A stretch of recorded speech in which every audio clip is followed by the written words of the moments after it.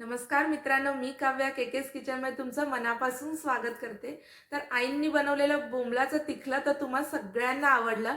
ज्यांनी बघितलं नसेल तर त्यांच्यासाठी लिंक डिस्क्रिप्शन बॉक्समध्ये मी नक्की देते। तर असा तिखल्याचा एक प्रकार आपण बनवणार आहोत, म्हणजे आज आपण बनवणार आहोत मालवणी बांगड्याचं तिखलं। सांगतानाच माझ्या तोंडाला पाणी सुटतंय, खूप छान लागते ही डिश। तर चला लगेच रेसिपीला सुरुवात करूया। तर बांगड्याचं तिखलं बनवण्यासाठी लागणारं साहित्य मी तुम्हाला सांगते। इथे 3 मालवणी बांगडे घेतलेले आहेत मी, 4 ते 5 कढीपत्त्याची पानं, 7 ते 8 लसूण मी बारीक ठेचून घेतलेले आहेत, थोडंसं अद्रक मी बारीक कापून घेतलेलं आहे, 1 टेबलस्पून मी हळद घेतलेली आहे, 3 टेबलस्पून मिरची पावडर घेतलेली आहे, 7 ते 8 कोकम घेतलेले आहेत मी, मीठ चवीनुसार, कोथिंबीर सजावटीकरिता आणि तेल।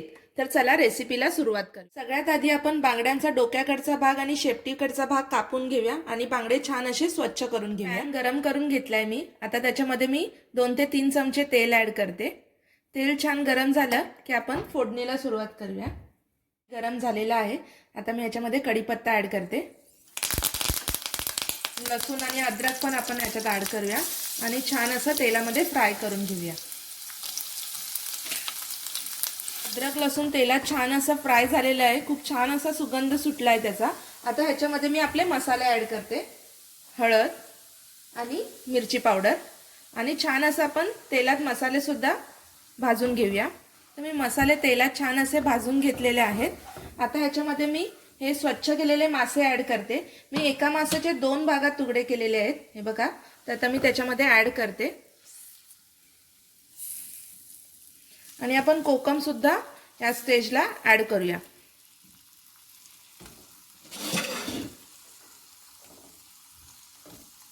आणि हे छान असं मी हळूवार फक्त मिक्स करते।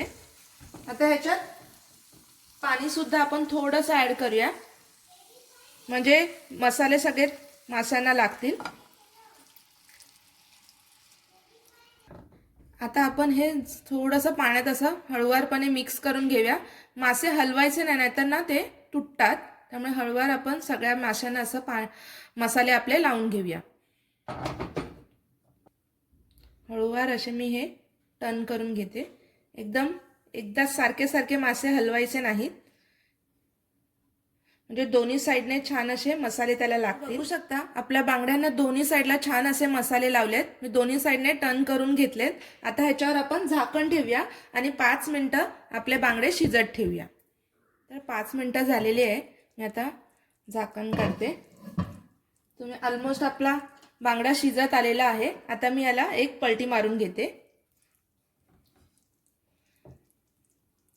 मासे शिजायला काही वेळ नाही लागत, लगेच शिजतात। असे काटे सुटले म्हणजे आपला मासा शिजला गेलेला आहे। तर मी याला हळूवारपणे टर्न करते, हळूच करायचं।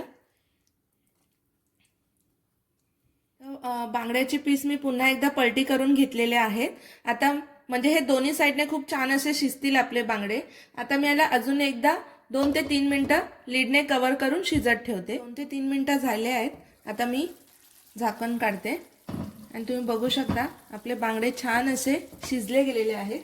आता आपल्या थिकनेसनुसार याच्यामध्ये आपण पाणी ऍड करूया। जास्त पण पाणी नाही ऍड करायचं आहे, कारण त्याला तिखलं म्हणजे असं ते थोडं घट्टसरच चांगलं लागतं।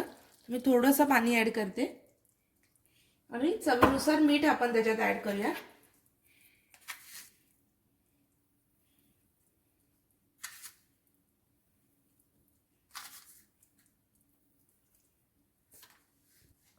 आता मी हळूवारपणे हे असंच मिक्स करून घेते, मासे हलवत नाही।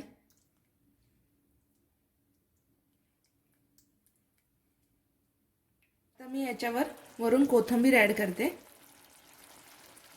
आणि आपण पुन्हा एकदा 1-2 मिनिटं झाकण ठेवून त्याला पुन्हा एकदा कव्हर करून ठेवूया, म्हणजे कोथिंबीरीचा छान असा सुगंध आणि टेस्ट त्याला येईल।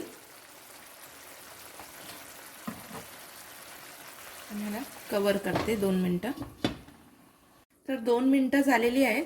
आता मी चेक करते, हे बघा एकदम मस्त अशी आपली डिश रेडी झालेली आहे। आता मी गॅस ऑफ करते आणि हे प्लेटमध्ये सर्व करून घेते। मित्रांनो तुम्ही बघू शकता आपल्या बांगड्याचं तिखलं रेसिपी रेडी झालेली आहे। हे गरम गरम भात आणि चपाती सोबत खूपच छान लागतं। तर ही रेसिपी तुम्ही नक्की ट्राय करा आणि तुमच्या प्रतिक्रिया आम्हाला कमेंटद्वारे नक्की कळवा. आणि केकेस किचनला लाईक, शेअर आणि सबस्क्राईब करायला विसरू नका. धन्यवाद.